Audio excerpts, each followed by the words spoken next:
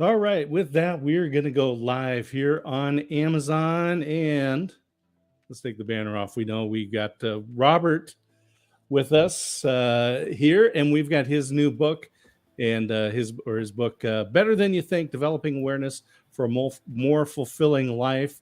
Rob, we'll get to you in just a moment. But I want to thank everyone for joining us here on Amazon Live. If you're watching on another channel, I encourage you, go to amazon.com/live. Come on in. You can comment, ask questions. Rob's here to answer some questions all about going 1,000,000 miles an hour, but not really going anywhere, not making any progress in your life. There is a better way, and it's in the book. We're going to talk about that in a moment. I do want to do a little demonstration because I generally use two different microphones. So I've got this Electro Voice RE20 that I use for most of the broadcasting, most of the video conferencing that I do. My other favorite is the Shure SM7B with the cloud lifter. But I just want to give people a little demonstration of what it sounds like when you're using something like the Electro Voice microphone or the Shure. So if I switch over and I use the microphone that web camera, and maybe Rob, you can nod there and just give me a hit. Does it sound different? Is there any difference in that? Yeah. Maybe not. Yeah. Yeah. So using the microphone that's built in the camera is great. It works if you just want to talk to family or something like that. But I tell you, switch over to a phone, something like the Shure or the Electro Voice. I use the Shure microphone when I do recording, and I'll use this. So this is the Zoom Q8N 4K, and it actually has a XLR inputs. It's got a built-in microphone. Little screen here, all the controls. This is actually a 4K camera, but it is really good for audio.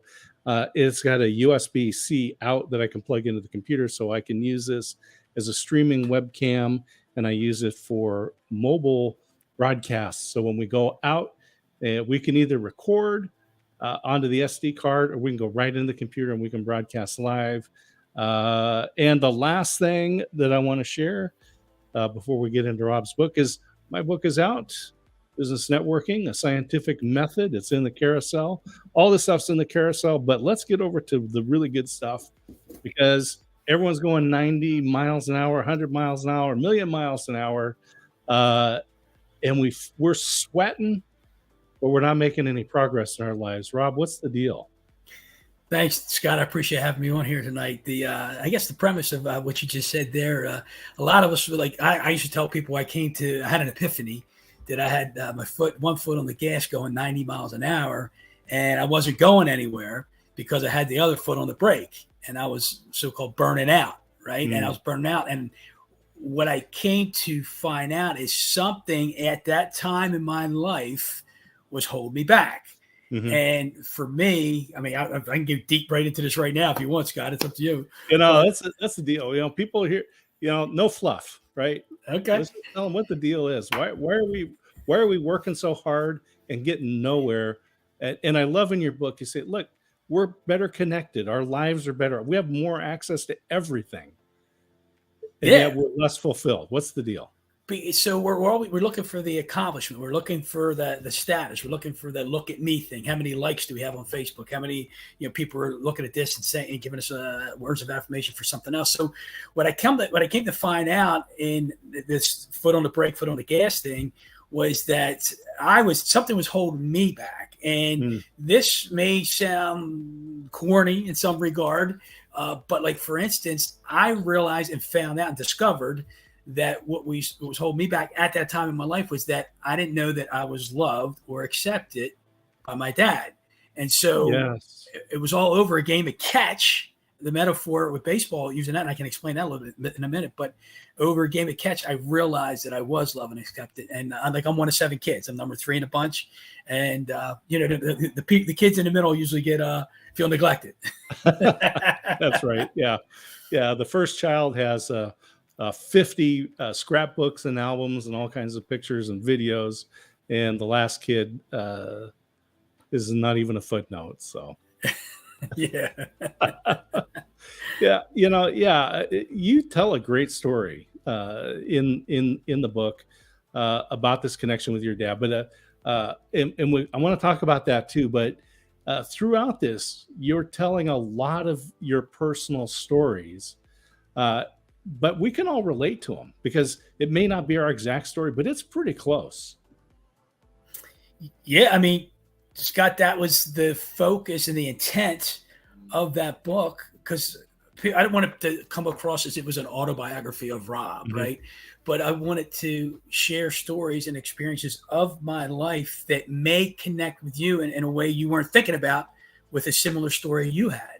And I think that with that opens up your mind and makes you think, because if you recall, or for those who don't know or haven't read it yet, within each chapter, it could be at the end, it could be at the middle, there's a series of questions to make the reader think about what content I discuss. Yeah, and we want people to go ahead and click on the book. I'll tell people the beautiful thing about Amazon is that you can choose the destination that you want to send to. So as we go through and talk to Rob, click it, add to cart, and maybe you want to send it to a friend across country, someone who's going through something. A lot of people, especially when we hit middle age, we start questioning, what am I doing this for? There's a friend of mine, Aaron Walker. He's wrote a book called View from the Top. And in it, he talks about working hard in his business and coming home with a pocket full of money to a house full of strangers. And I was thinking about that with your book, because you also tell a story. This is full of stories. The story about losing a huge amount of money. Yeah, at an early age, I was 33, 34 at the time. I hadn't turned 34 yet, but I was working at T. Rowe Price, a financial institution. I was gotten involved in mutual funds. I was learning the stock market and wasn't making a whole lot of money. And I had a second job as well. And I was just buying shares of stock, 10, 15, 100 shares here and there. And I built up this really sizable portfolio for a 34-year-old guy that came from pretty much nothing. And I was proud of that. But I think, let my ego get in the way. And there was a point in time between December of 99 and March of 2000 that it went from a gross amount of 450 to zero. And it was a very, very humbling experience. Yeah. And so you have a biblical theme that runs in here as well. And there is that phrase that says, pride comes before the fall. Mm-hmm. And this ego, and you talk about C.S. Lewis. He's a great writer, has some great apologetics on Christianity. So you refer to him as well. But this theme of pride, let's talk about that a little bit. Yeah, it's an interesting topic, because I think pride and ego are almost, I don't say synonymous, but pretty darn close, right? And when we're too proud, like it's good for me to be proud of my children, be proud of myself for certain things and certain accomplishments, but pride in and of itself is, I guess you could say, it's a dangerous thing to play with. Like, for instance, I thought I was better than I was. I thought I was maybe better than others at the time. Mm-hmm. And the whole pride piece in the C.S. Lewis's book, it hit me. I remember I talk about it in the book. I read that chapter just on pride, and I'm like, oh my gosh, I struggle with that. And I think a lot of us struggle with pride, and we may not even know it until you get hit in the gut, right? And when you look back and you're like, what got me in trouble? And it was my pride. Yeah. And I resonate with that. I look back over my life and I can see those points where it was pride. And we're not talking about confidence, right? I mean, confidence is one thing, but arrogance is different, and this is what gets us into trouble. It's interesting you just said that, because I had a little epiphany a couple of years ago, and I feel like there's fine lines everywhere we go and walk in life. And I had this thought with arrogance and confidence and self-esteem. There's these fine lines everywhere you look, and where are you now? Like, you can have a high level of confidence and a low level of self-esteem, or a high level of self-esteem and a low level of confidence. But if your confidence level, if it gets too high, possibly you could go into the arrogance piece, right? Sure. So it's interesting to step back and look at your life, and where was I confident? Where was I arrogant? Where did I have low self-esteem? Where did I have a high self-esteem? So there's all these fine lines we walk, and then you throw ego and humility in there, and it can get like, you go around in circles, like, where do I fall in all these different areas? And it's pretty interesting. I did a whole piece on that, I guess 2 years ago during COVID, and journaled a lot on it, and it helped me. Work through that stuff. Yeah. All our strengths to an excess become weaknesses, right? So maybe arrogance is that, confidence to an excess, and it becomes a weakness. So it's a good epiphany. I think that's fine lines. Absolutely. We're surrounded by them. And so let's go back to the premise of this book, because and I'm gonna put this banner back up so people can take a look at it. There's the book, Better Than You Think: Developing Awareness. That's the key word for a more fulfilling life. It's highlighted there in the carousel. You can click on it, and I'm looking at it. It says 71% off. So I think this is a good time, Rob, to grab your book. Sure. Got it right here. There you go. I don't know if you can see it. There it is. There you go. Yeah. Beautiful. So awareness. Let's go back to the very beginning. So when did you decide to write this book, and why did you decide that a book was the right form? I'll answer the second question first. So back in 1990, I picked up my first book. I was working at a discount stock brokerage firm in Florida, in North Florida, and I just graduated, and I was coming in every morning. And it's kind of funny. I graduated from Florida Atlantic University. I had to drive 45 miles each way back and forth to work, and I had a 1978 LTD2. Broken air conditioning. I'm like, keep in mind, I'm in South Florida. Vinyl seats, hand crank windows. And so I would get there early, because I would wear shorts and a t-shirt to work, and I changed when I got there because I'd be all sweaty, right? So it was interesting. So I would get there. I'd be the first one there and the last one to leave every day. And I got there early one day, and this guy who was sitting next to me, his name is Valentino Fernandez. And I would love to reconnect with that guy, by the way, because he changed my life, or the trajectory of my life, by providing me this book I'm getting ready to share with you. So I come in one morning, and I look on his desk, and he's got this book, The Greatest Salesman in the World by Og Mandino. And I'd never read any of the personal growth and development genre. And I'm like, I've never sold anything. I'm like, I need to read this book. He came in. I asked him if I could take the book home, read it that night. I read it in a couple of hours. The next day, I go to Barnes & Nobles, and I bought everything that Og Mandino had written. And from there, you start building your library, because one author references another, and you pick up their books, and it just goes on and on and on. So from a period of 1990 to 2000, I read just about every single day. I drifted here and there a little bit, but almost every single day I would read for an extended period of time. So I read a boatload of books. I'm like, I'm learning so much. And what I learned early on, Scott, was that, you read these books, and you come home and you're so excited, you're fired up, and hey, Scott, you need to read this book. Hey, Debbie, you need to read this book. Hey, George, you need to read this book. And when people hear you say, you need to, what they're really hearing you say is, you think I'm broken and you're trying to fix me. And I learned that, right? So you turn people off. You try to be the example. When you're the example, then people ask you, what are you doing? What's changed about you? So they invite you in. So I learned that. So anyway, I'm learning all this information, and I'm like, I just feel like you learn this stuff, share it. share it, and you're having these like aha moments. And so at first, like I was going to title the book Awareness. Well, that's really exciting, right? It's not exciting. Or aha, I had thoughts of a light bulb, going off, or going on for that matter. And so it was 2001 where I wrote a goal that, hey, I want to write a book. And I just wrote the goal. And I didn't think I was smart enough, good enough, or like who was going to read what Rob has to say. Right. And I guess the funny part, Scott, is I wrote my first chapter, and I titled the first chapter Awareness back in 2005. I put it down because I didn't think I was good enough, smart enough for anybody who was going to listen to me. 2009, I wrote another chapter. 2014, I wrote 2 more chapters, and I still struggle with that same imposter syndrome that I wasn't good enough. Mm-hmm. And it wasn't until to December of 2016, I have 3 other mastermind friends that we get together with at the end of every year. And we talk about our wins and losses, gratitude and fixes and whatnot. And we were talking about losses, and we were using the Darren Hardy Living Your Best Year Ever journal. And it was my turn to talk about losses. And I had been telling these guys for several years that I was going to write a book.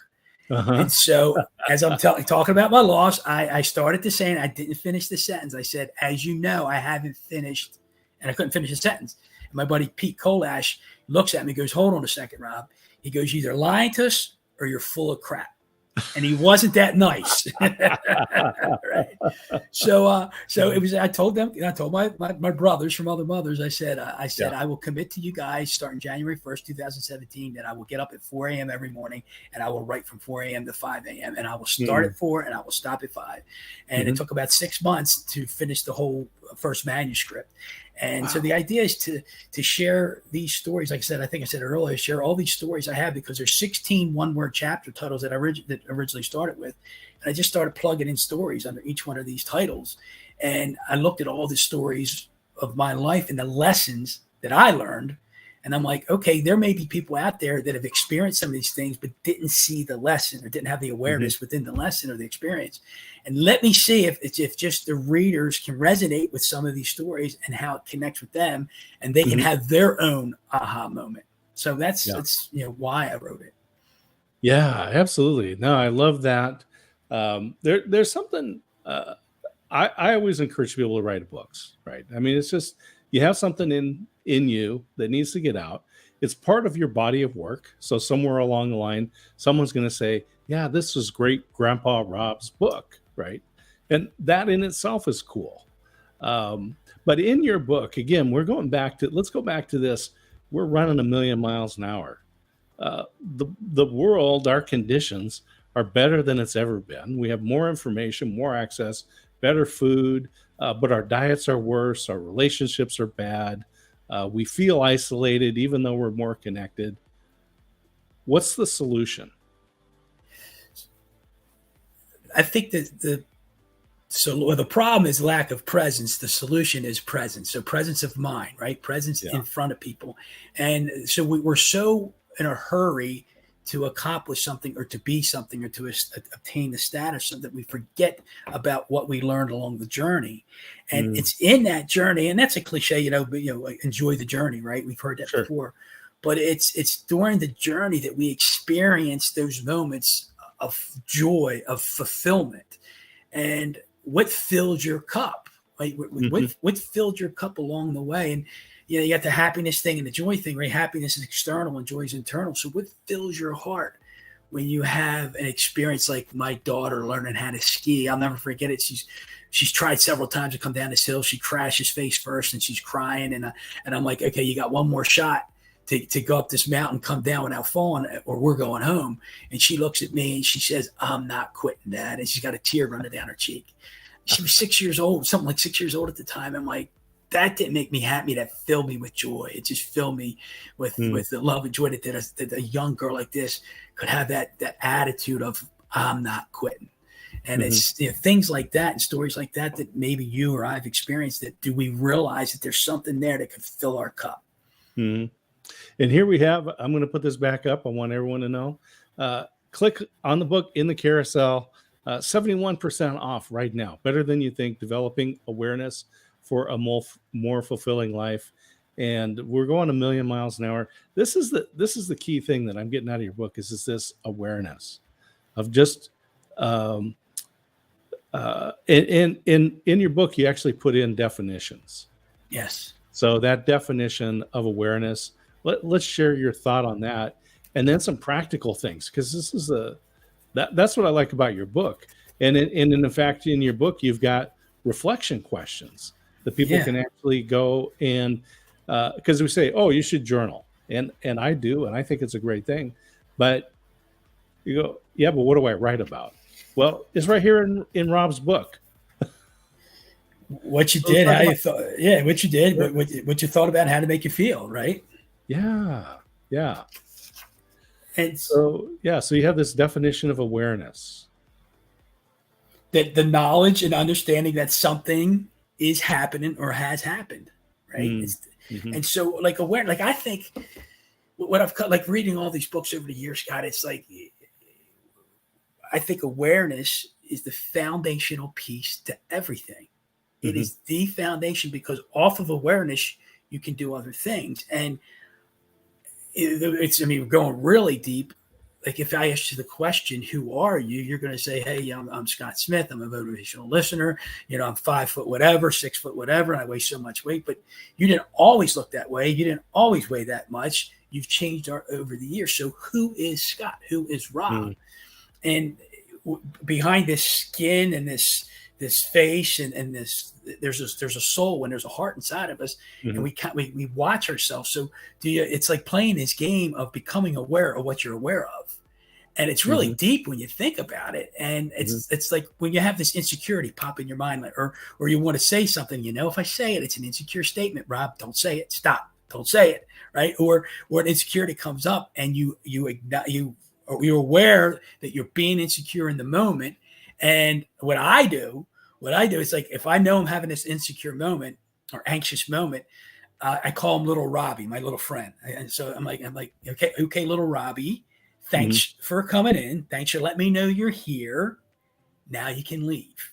And it's almost like taking a step a little further. It's like, I know you're here. Thanks for coming by. Why don't you stay a while, and I'll let you know that I recognize that you're here, and then you can leave. Yeah. So it's interesting to be aware of what you're aware of. It's like watching yourself from outside of yourself. Yeah. So we'll go back. Let's go back to this story with you and your father. Okay. Because I think this is a great illustration of how you came to this moment of knowing that you needed to be aware, and you had a great awareness, and there was actually a great resolution of that story. Yeah, it's Tell us about how old you were, and let's lead up to this. Set the stage for us. Yeah, so it was 2001. So had a lot of things happen between 2000 and 2001. Losing all that money, humility, and because that was another chapter, humility, and then having a self-discovery of what was holding me back. So it was interesting, Scott. It was I remember May or June of 2001, and for those who aren't familiar, I'm sure everybody knows Cal Ripken. So Cal Ripken from the Baltimore Orioles. So his father had passed, and they on all the sports talk radio shows, they were talking about the relationship that Cal and his dad had together. And I'm like, man, that's really cool. And I'm like, I didn't really have that deep connected relationship with my dad, because one of 7 kids, my dad worked 3 jobs. They had to work to support us. My mom was a stay-at-home mom. But I do remember when my dad, he gave me my first glove. Now, in a house of 7 kids and being poor, let's just say monetarily poor, hand-me-downs were the thing. Sure. So he came, I was 5 years old, and he came home one day. I'll never forget it. I was in the living room of the 2-bedroom house, and he comes in and he brings in a glove from my cousin Mario. And it's this baseball glove. And that was my glove for the next several years. And so fast forward again to Cal Ripken Sr.'s death. They're talking about this relationship. I'm like, man, would it be really cool to find the first glove that my dad had gave to me when I was 5 years old and ask him for a game at catch. I'm 34 years old now. I'm a baseball guy. My dad was a soccer guy. My brothers were soccer. Me, a whole family soccer, right? And I played soccer, but I love baseball. And I would love a game at catch with my dad. I just got to find a glove. And baseball helped pay for college for you. Yes, it did. It did. I had a partial scholarship down at FAU, and it was a great experience. Yeah. So anyway, so I'm looking for this glove for 5 months, Scott. I can't find it anywhere. And it's 5 days before Christmas. And my father had asked me to come over to the house to help out with something. So I'm at the table with my mom, my dad, and he had just had a hernia surgery like a week early, so he couldn't lift anything. And he just says, Rob, he goes, before you leave here, I need to get this box out of the closet in the basement. So if you could just pick it up for me, because I can't lift anything, and I'll get out what I need to get out, and you can go. Again, this glove story's gone. It's 5 days before Christmas. Sure. It's gone. Yeah. So I go down the basement, and it's a closet under the set of steps. The steps come down like this. You got a closet, and I sure enough open up the closet door, and it's like, oh my gosh, the box is the width of the door. I got to go in here. I got to stoop down. I got to go in here like a forklift, put my hands in there, step up, back up, and turn around like that. And Scott, this was divine intervention. There's no question about it. So I put my hands in there, pick up the box, back up, and I turn. And as I turn, I look down, and the glove was under the box. Oh my gosh. It's under the box. And I immediately filled with tears. I'm like, oh, I cannot believe I'm staring at this glove.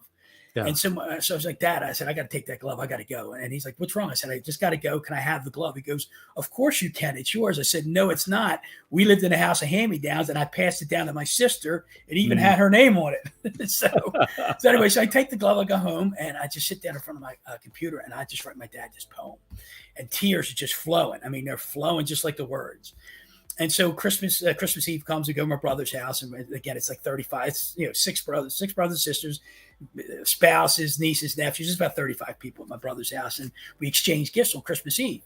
And so I put this box it had the glove in it with a ball in it, and it had the poem on top, and I had it all wrapped up, and I put it in front of my dad, and he opens up the box. Within seconds, he's got tears coming down his cheeks, and he goes, we'll play catch when the weather gets warm. I said, no, Dad.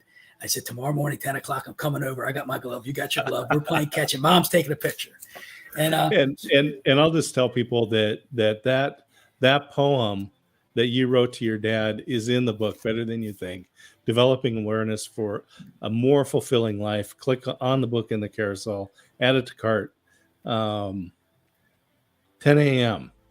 Yeah. The day after Christmas. Day of Christmas, Christmas Day. The day of Christmas. Yeah, because it was Christmas Eve when we opened the gifts. Oh, I got you. Right. Yeah. Okay. So Christmas morning, 10 a.m. Yeah, so we play catch. And so the fast forward, this longer story, so we're playing catch. I'm a guy, never heard my father say, I love you. Never heard him say, I accept you. I'm 34 years old now. And now I'm playing a game of catch. And here's the metaphor, Scott, is when I'm throwing the ball to my dad, he's accepting it. He's receiving, he's accepting it. And I heard the words, I accept you, son. And then when he threw the ball back to me, I heard the words, I love you, son. And so having that metaphor for life, let's call it, it helped me understand that I was loved and I was accepted. You inherently know that, but you need to hear it sometimes. Oh, absolutely. And so it allowed me to take that other foot off the brake. And instead of going 90 miles an hour and going nowhere, I could go 45 and go somewhere. So it was the blessing and the gift for me was to understand and become aware that my dad did love and accept me. Yeah. Having that, just making so, I guess, just feel like we're making so much progress. I mean, we're putting so much energy into it. We're just sweating. Everything is coming. But we don't know where we're going. And then when we stop, we don't know where we are.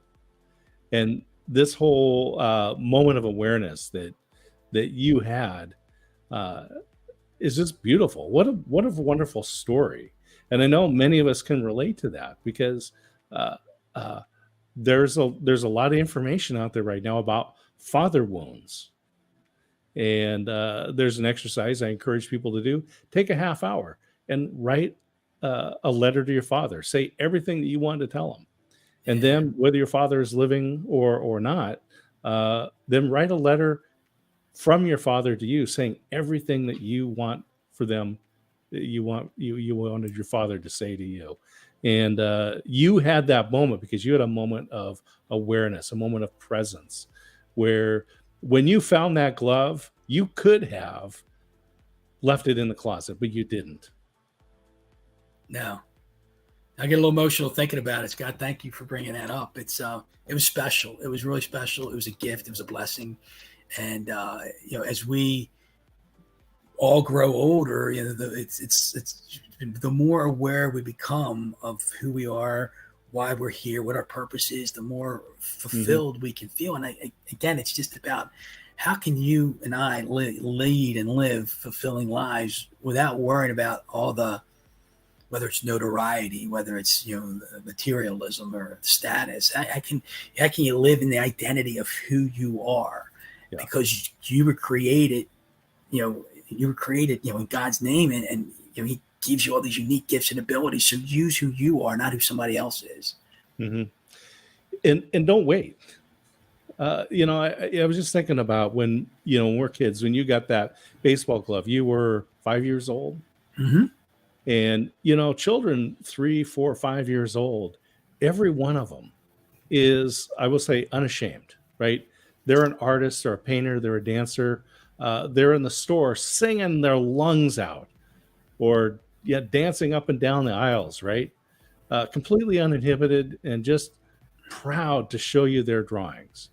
But there comes that time when we have this, you can call it self-awareness or whatever, but it's when we start caring what other people think.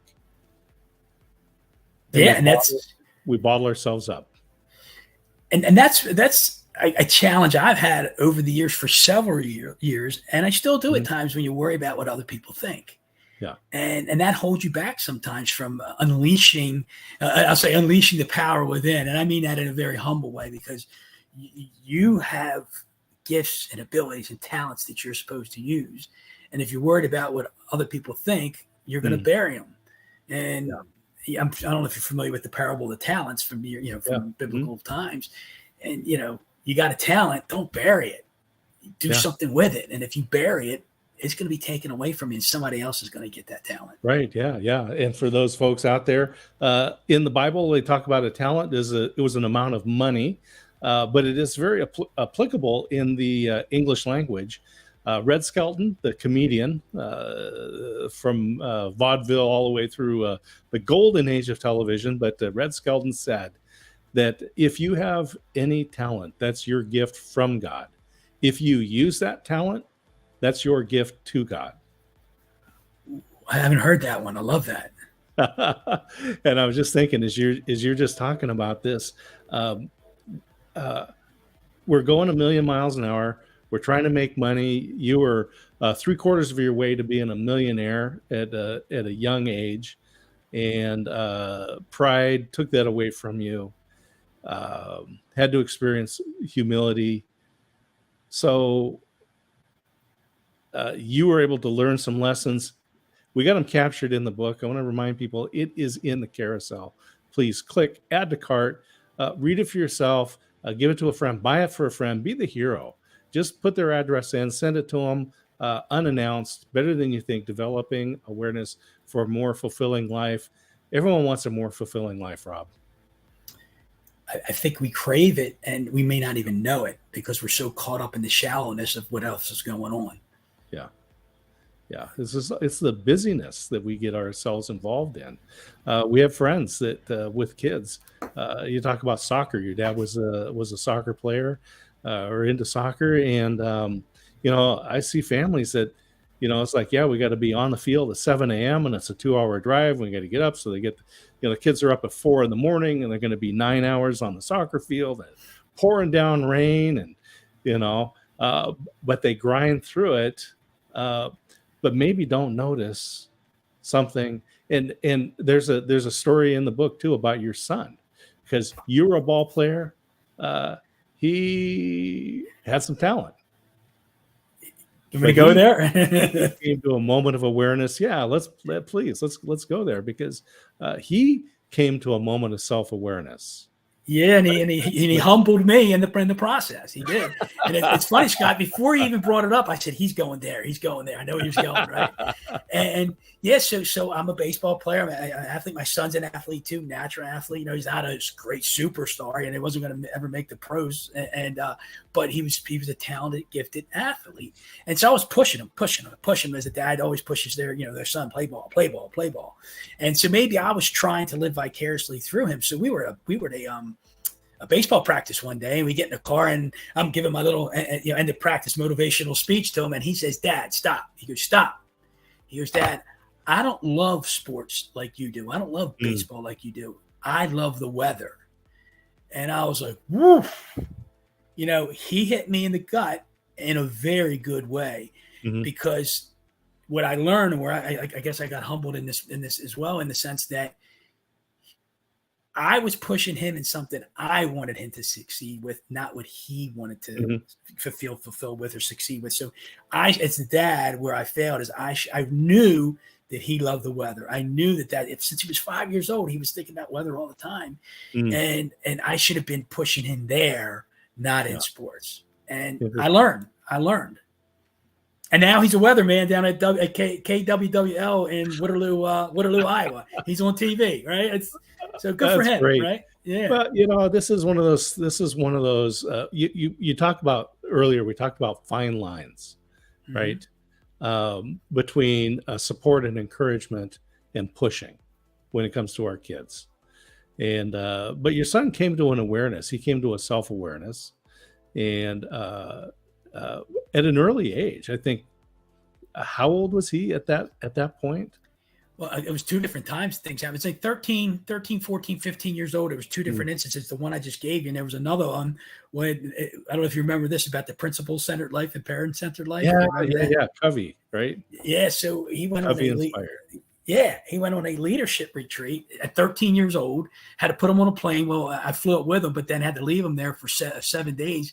My kid's 13 years old, and he's coming back on a plane by himself. I'm freaking out, right? And so it was a leadership conference, but he comes back, and he's just acting a little different. And and I'm like, "What's going on, bud?" I said, "Talk to me." And he goes, "Dad, I really got to talk to you about this." And I'm like, "Just say whatever's on your mind, say it. I'm not going to get mad." He goes, "Dad, I got to stop living a parent-centered life and start living a principle-centered life." And my chin hit the ground. I'm like, "And what does that mean exactly?" I knew what it meant, but I wanted to hear him say it. Yeah. He goes, "I got to stop doing things to make you and mom happy, and I got to do what makes me happy." And I'm like, how many of us do that? How many of us do that at any age, at our age now? How many times do we do things like to make other people happy instead of what makes us happy and fulfilled? Right. So it was very profound. And this goes back to that awareness. So your son had an awareness through this leadership conference that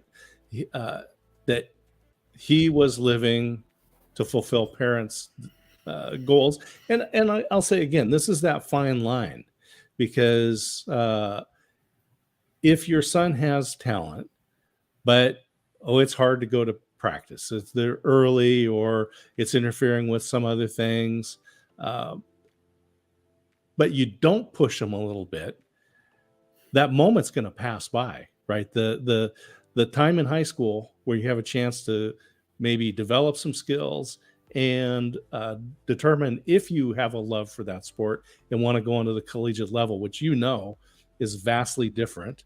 And again, it's a step up if you make it into the pros. But the difference between saying, I'm going to push you enough so that you actually, if you want to go this way, you go, and you didn't get talked out of it by your friends. And so we have to determine and become aware of what that fine line is. When do I push? When do I pull back? When do I push and push to the point where I've given as much encouragement as I should give, and don't go over that line, and to the point where you make your children, whether it's your son or your daughter, feel a lack of self-worth because they're not what you want them to be. Yeah. That's a hard thing, and I wouldn't do it alone. That's why we're all work in progress, right? We're all constant work in progress. There are, single parents out there, but make sure that you've got people that you surround yourself with, folks. You talked about a mastermind. I want to mention something about this, because I think this is part of your awareness. This is what brought Rob to the point where you were. Well, we know that the people in your mastermind beat you up to the point where you had to write this book. and thank you to them for doing that, because this is changing people's lives. This ability, and we want to talk about some of the practical things that people can do to be more aware, right? Some of those things. That's I like the practical application. But you didn't just like step into a mastermind and then 3 months later, right? This is something that's been going on for much longer than that. 12 years. We're in our 12th year right now. Yeah. So we got together like 12 years ago. It was three of us at first. And we played off of Darren Hardy's Living Your Best Year Ever. So I got a good buddy of mine, Mark Palick, and then I was in this business networking, international networking group, BNI. Yep. And I was missing 1 week, and then there was a sub there. And the next week I come in, and somebody says, "Hey, Rob, this guy Pete Kolash was here, and he's a mini you." And so I end up connected with him. We go have lunch at one day, and then my buddy Mark Palick gives Pete these CDs for Darren Hardy and Living Your Best Year Ever. So we're like, "Hey, why don't we get together and do what this thing says and have a little mastermind?" So we did that for a year. And then the second year, we invited this gentleman, Mark Bradinsky, in. So now it's four of us. And so we get together every other Friday. When we first started, it was like from 6:30 to 8:30 and in person. That was in person pre-COVID. And then we have a phone call every Monday for a half hour, just a brief update. Boom, boom, boom, bang it out and you're done. And so we've been doing that this is our 12th year now. Unfortunately, Pete has left the group about 4 or 5 years ago. So it's just the other three of us now. And again, we're religious about it. And so it's just, we hold each other accountable and we don't pull any punches. There's days when, maybe I don't want to face the music, or I don't want to tell them how I feel, but I tell them how I feel. And then I got to listen to what they have to say. And I don't want to hear it, but I need to hear it. Right. Yeah. And so we've been doing it for a long time. And at the end of every year, we do a review, a mid-year review. End of year review. And one of the things we do is we hold each other accountable for doing a 45-minute PowerPoint presentation of our year in front of each other. Wow. And it's cool to sit there, reflect on your year, on your life in all aspects, whether it's business, finances, spirituality, family, whatever. And take a look at your year. And then you go back, you got all these pictures. And 1 year we rented out a movie theater. We actually put our story on the big screen. It was phenomenal. So, part of my book is my stories. You have your stories. Have they all come to the surface, or are you familiar with all of them? And part of each chapter is to help you bring that to light. And just imagine, Scott, if we all took the time over years to put our story in writing, put it in writing, and then make a movie out of it, right? And visualize that, and then take a look at it, take a step back. And this is how the title came about. Take a step back and look at all the stories that you've experienced in your life. Yeah. And I sat there one morning. It was like 6 o'clock on a Saturday morning. I was frustrated over not having a title. And I'm like, come on, Holy Spirit, talk to me. You've guided me through this whole book. I need help with this title. And I'm staring at my whiteboard, which I'm looking at right now as I'm talking to you. It's my plaque. It's my plaque, if you will, right? And my outline of the book. And I'm looking, I got like 60 some stories on this board here. And I'm looking at it, and all of a sudden I got filled with emotion, and I'm like, oh my God, my life is better than I thought it was. Right here, I'm going to put this up so people can see it. Your life is better than you think. And it was a magical moment. And then I'm like, that's when we settled on the title. And like, everybody's life could be better than they think if they choose to accept it that way. So this is a really interesting point. So we're chasing after money, relationships, power, houses, cars, whatever it is, right? There's something. But through this awareness, this practice of awareness, if I look at my life, I go, wow, I have arrived, maybe, right? Not to say that I'm done, but man, this is things are good if we examine our life, right? Exactly. And you talk about the basic, some application points. Do you want me to touch on that right now since you're right there? Let's do it. I want to do it. Let's talk about the practical. So how do I get to a place of a higher level of awareness, right? How do I get to a place to where I can think, oh man, I need to look at my life and see how good it is or what I've experienced and now and let that fulfill me. And one of the main things, there's several things you can do, whether it's reading good stuff to put you in that place where, okay, how do I become more aware, right? But quiet time, prayer is another thing, but quiet time for me has been the most effective or impactful thing that I've done, because we got, not only are we going 1,000 miles an hour, we got 50,000 thoughts going through our mind every day. And if those thoughts are spinning in our mind, how can we really have time to think and reflect? So I spend about 15 to 20 minutes every morning, and I just try to get quiet and get quiet and get quiet. And the more quiet I get my thoughts, the more I'm able to receive, because we have all these kinked wires in our brain. And then we quiet down, we straighten out the pathway. And I'm no scientist or neuroscientist or whatever, but we straighten out those pathways, and then we receive.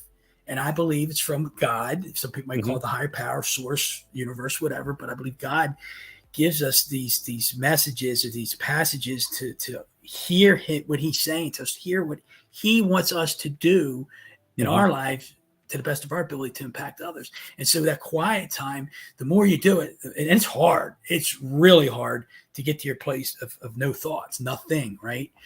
And what happens over time, like it doesn't happen like this the next day, oh my God, I'm going to be aware, right? It's more or less that over time, as you keep doing this, you keep quieting your mind, it allows you to slow your mind down. And when you slow your mind down, then you recognize things in the moment or maybe right after they happen, as opposed to things are going so fast you didn't even see it, you didn't even hear it.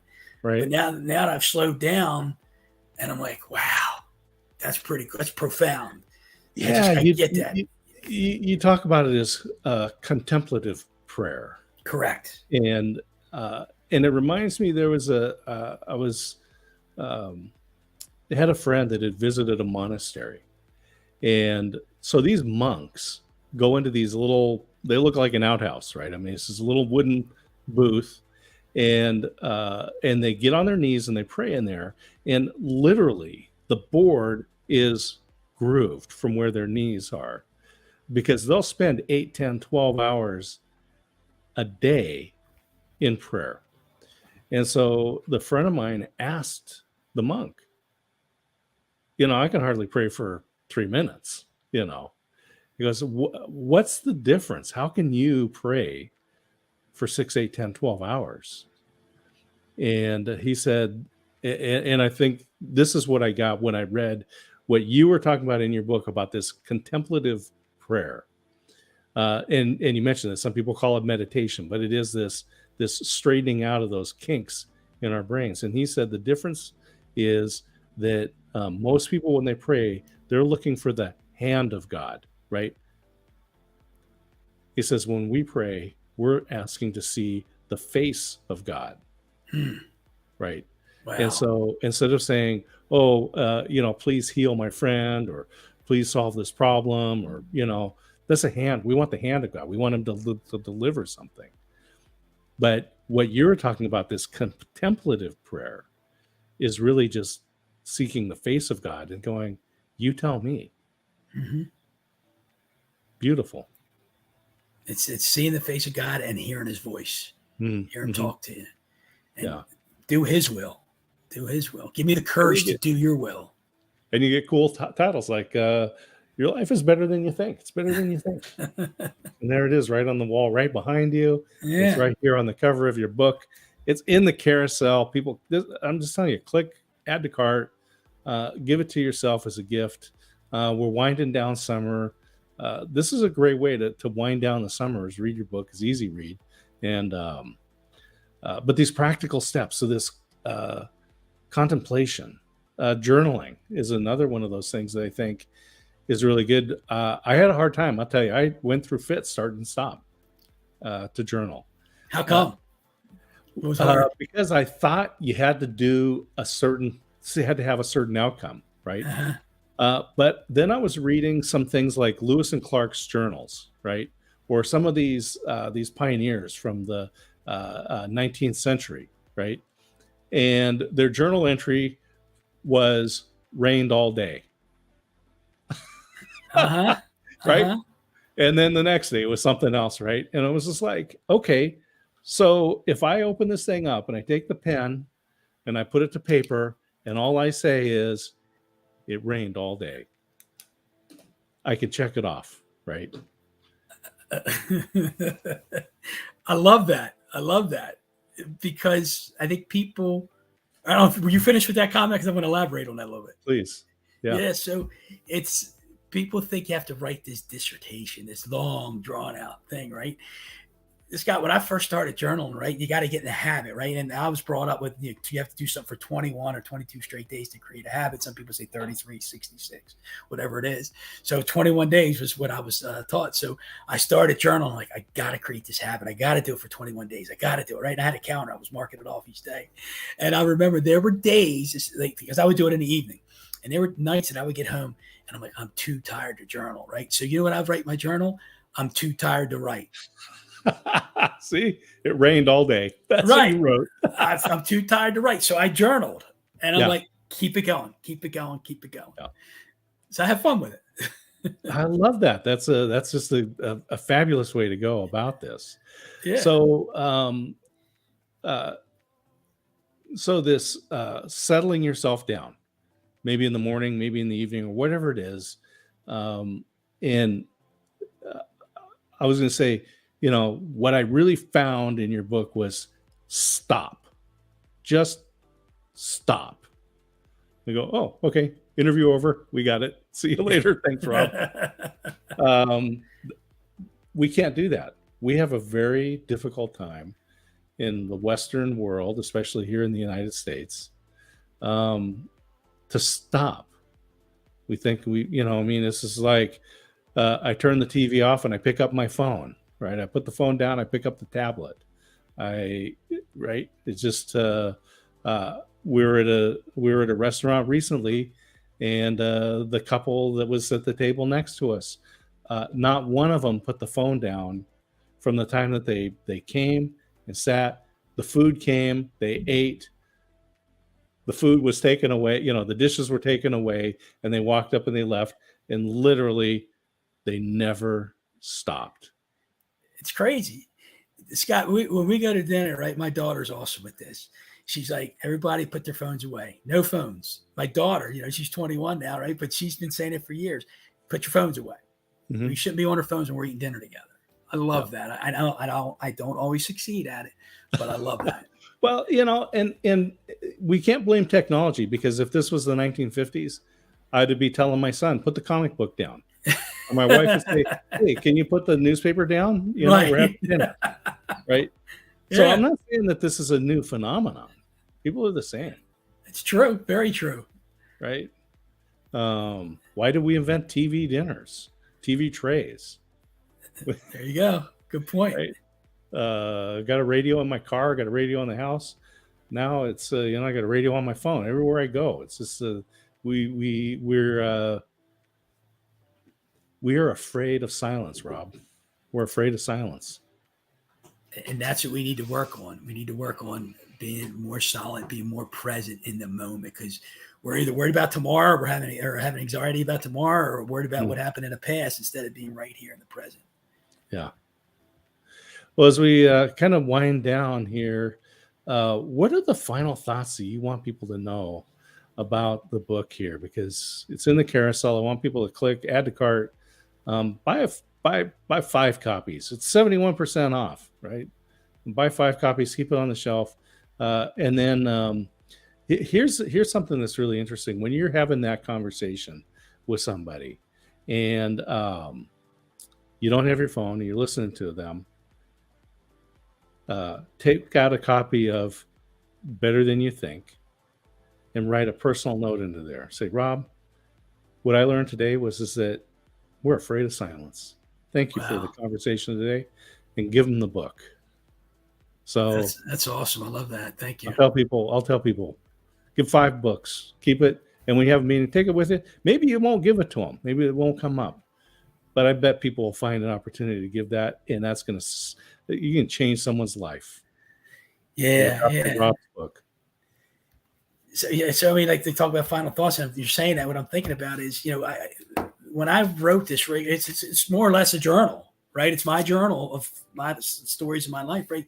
So if anything, I would say to people is, you don't have to write a book. You don't have to put your own book together, but you all have a story. We all have a story, and write your story out for an audience of one.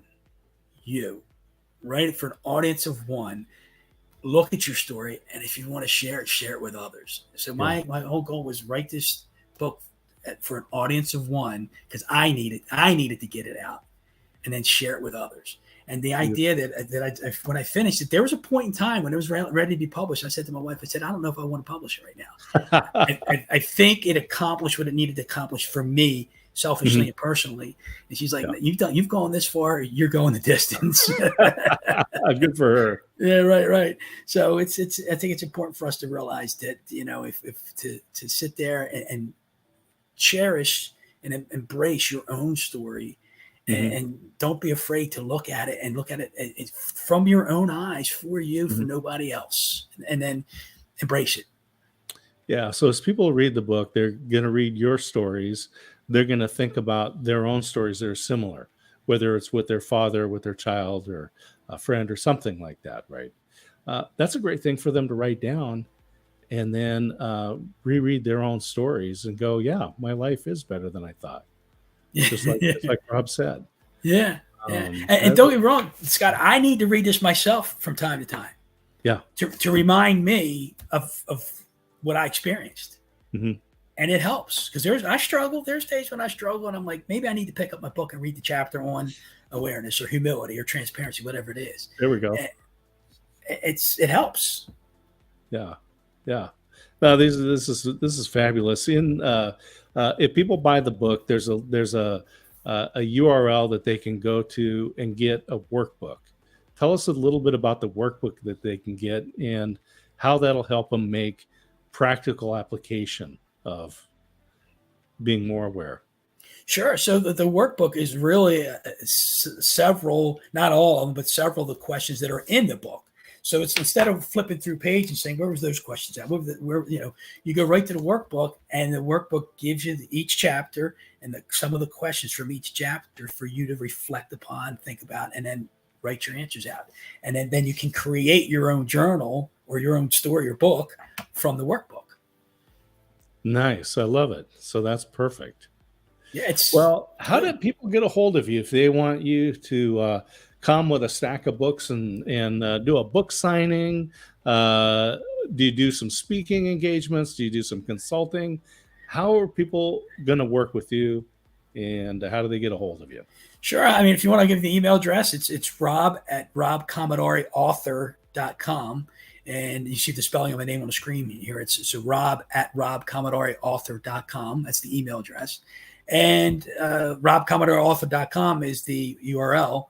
And then if you want to get a hold of me, if you want to give me a call, feel free to give me a call. I don't know if it's making a mistake here or not, Scott, but I'll give you my number. Hey, do it. It's 410-262-7396. It's 410-262-7396. Just don't call me at midnight. I'm not going to answer the phone. I was going to say, so you don't forget, call before midnight tonight. Yeah. There's more. So now I appreciate the opportunity here. Thank you for having me on here, and let me share the story of.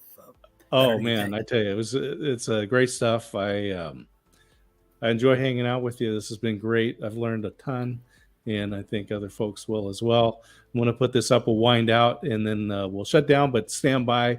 I'll talk to you in the green room in just a moment. You got it. Thank you, Scott. I appreciate it. Well, there you go. We got Better Than You Think: Developing Awareness for a More Fulfilling Life. Rob Commodari, right there. It's in the carousel. Click on the book. We've had a fabulous conversation. He's got lots of personal stories. You will relate to many of those stories. Write them down. Get the book. There's parts in there that you can fill in yourself.